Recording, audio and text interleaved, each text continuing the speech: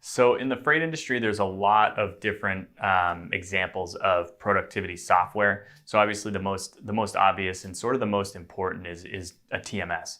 Something that helps you manage your day to day as far as the shipment life cycle, quotes coming in, orders coming in, and needing to manage the entire shipment life cycle. But there's also things that can be sort of added onto a TMS, like automation in the background to make sure that the shipment life cycle is sort of automated. And if your TMS isn't doing that, then there's either other TMS providers that can do that for you, or sometimes there's add-ons to make it so that your current TMS has automation built in.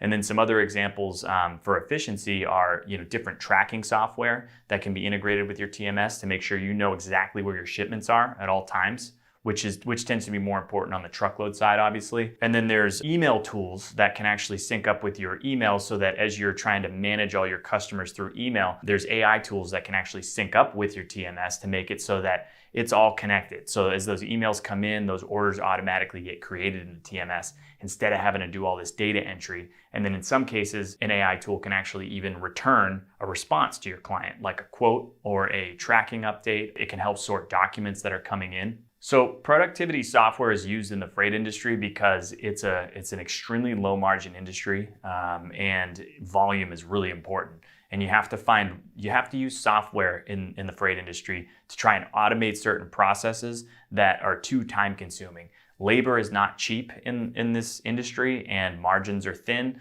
So it's really important to find tools that can help you be, most efficient. And we're in the middle of a kind of a revolution when it comes to freight software, because there's so many tools being invented using AI and using automation to make freight companies super efficient.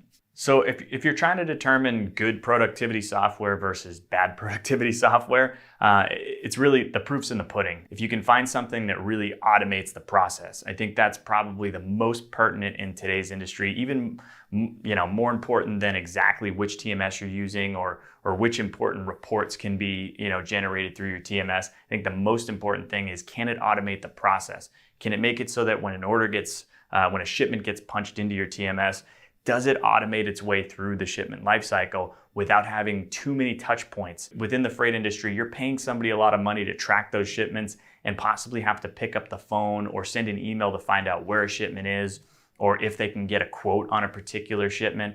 And you need to eliminate those touch points. You need to make it so that you're empowering your staff with automation, with AI tools that allow them to do their job more efficiently.